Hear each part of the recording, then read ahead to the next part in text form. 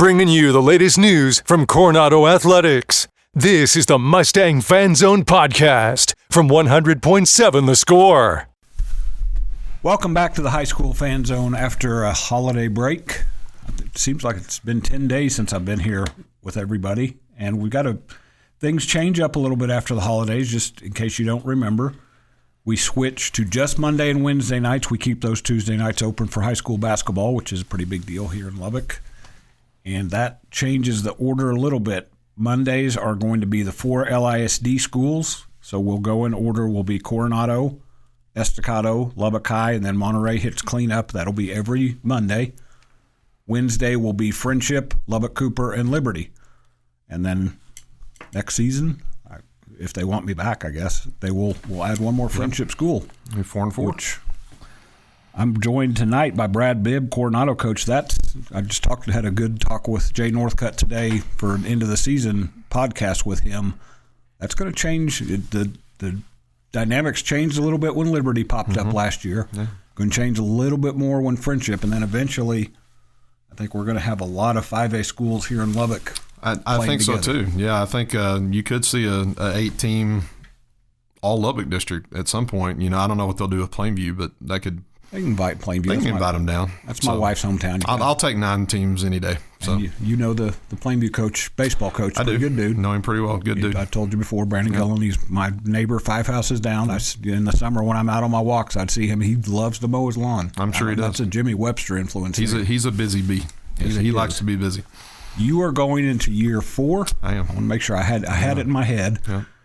And I'm glad you came in and talked, because I want to talk to you before things get busy, because this is a good time, because your football guys did not make the playoffs. That's not to pick a scab, but I'm going to guess that Brad Bibb, the baseball coach, not Brad Bibb, the assistant football coach, didn't mind that as much, because you get to get guys pretty quick. Yeah, it's the underclassmen stay in off season. So kids like Campbell, Stanek, and some of those guys are still in off season. Graham Harden still in off season, but we get the seniors, and so we've got Isaiah Vasquez out there now, and we can kind of get him up to speed a little. And so it's nice to trickle those guys in, give them a little bit of work in December. You mentioned 2 guys that are going to be pretty key for you. Yeah. I bet that they've got their Graham Harden and Campbell Stanek. I bet they've got their gloves and equipment nearby. They do. I've seen them after school a few days, so they're doing a little bit of double dipping right now, which is good. And I had no idea. Actually, it was Mike Gustafson, who just left the studio here, who pointed out that I'd met Campbell's dad years ago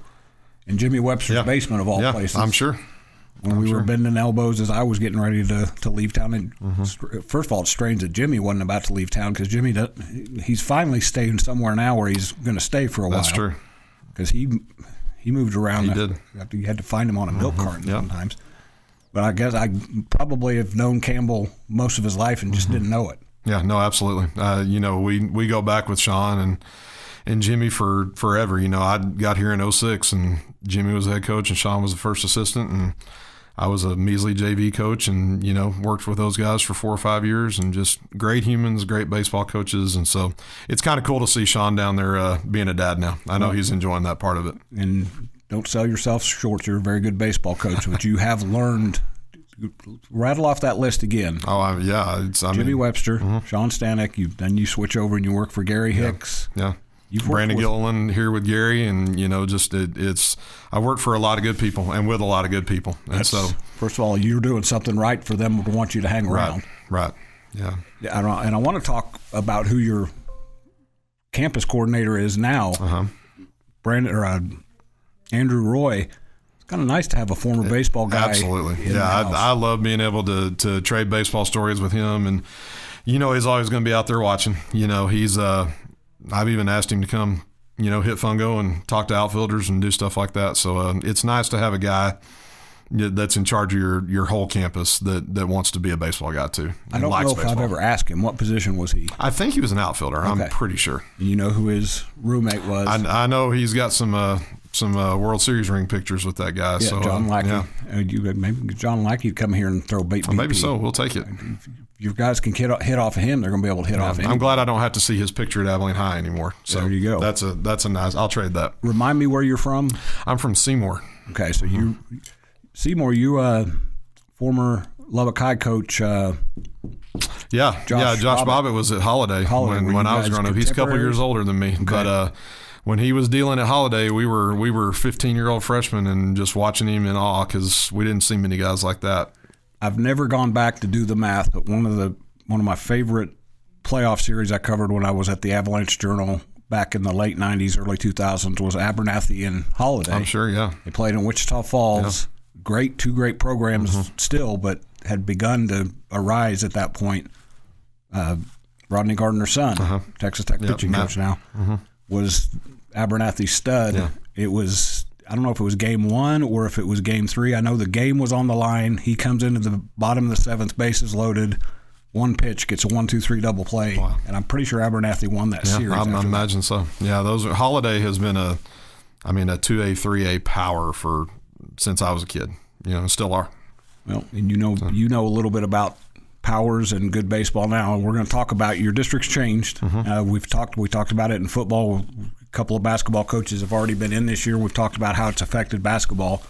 It affects baseball, but maybe in a little bit more positive way. Yeah, we're pretty excited about the change. So we'll get into that after the break here because I think it's going to be interesting because the schedule format has changed a little bit.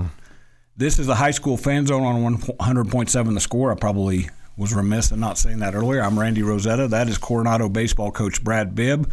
Reminder that we are changing the schedule a little bit. That's why you see it's earlier. First of all, it's 6 to 7 p.m. on Mondays with the 4 LISD schools. It will be 6 to 7:30 on Wednesdays with Friendship, Lubbock, Cooper, and Liberty. So it's a little bit different. You have to deal with me a little bit earlier twice a week instead of 3 nights a week at 7. Maybe I'm doing it early. I'll ruin your dinner before you even sit down. So we're going to talk Coronado baseball with Brad. We're going to follow that up with some football. A couple of coaches coming in to talk about the end of their seasons, 2 playoff coaches from LISD, and then a little bit of cross country with Michael Sparks from Lubbock High. So kind of a smorgasbord of sports tonight on this first night of the revamped format. We're heading into a break now. Reminder, this is 100.7 The Score. I'm Randy Rosetta, and we'll be back after the break to talk more Coronado baseball. Keeping you up to date on the Coronado Mustangs, this is the Mustang Fan Zone on 100.7 The Score. Welcome back to the second segment of the Mustang Fan Zone. Reminder, we'll just do 2 segments with the first 3 LISD schools on Monday night, so these go a lot quicker. We have to get a lot of information packed in, so I'm going to stop babbling and jump right in. Brad, you're going into year 4, so take over for a legend in year 1. You guys get to the playoffs. You advanced past the first round, the second round, and it was kind of a bad hop that did you in against one of the El Paso schools. It was. We were in a 1-0 game, I think, or a 0-0 game. I can't remember. And, a little bad hop in the infield, and we eat a ball, and they score a run on that play and beat us 1-0, I think. And the next day we can't get a big hit and lose either 2-1 or 3-2, and the series is over. It was that group was just a fun group to coach, and they played above their head. And we beat Amarillo High the week before when no one outside our building thought we had a shot to beat them, and so that was a really fun group, and we're trying to recreate that. We're working really hard to get back to that point. You guys haven't been that far off. No. That's why I wanted to bring that one up first, because next year, the following season, in a great district. A great district. I believe, if I remember right, the 4 teams that went to the playoffs all went 3 rounds deep or deeper. Yep. You guys were leading the district with 2 weeks We were tied. There was like a 5-way tie there. We beat everybody at least once, and I think we beat everybody once, and we lost all of them twice, and that was the difference. We had a big injury, and that's what I wanted to touch on. Yeah. You had one of the best players, one of the kids who'd been the best players in the last couple of years in Lubbock, Jet Carroll, shortstop and pitcher, and all of a sudden take that out of the lineup. And freak injury, and we had trouble filling that spot, and we ended up 5th. So then you go to next year, or last year. You guys are a very competitive team, have one of the best pitchers in Lubbock in a district that had some of the best pitching in the district. Yeah.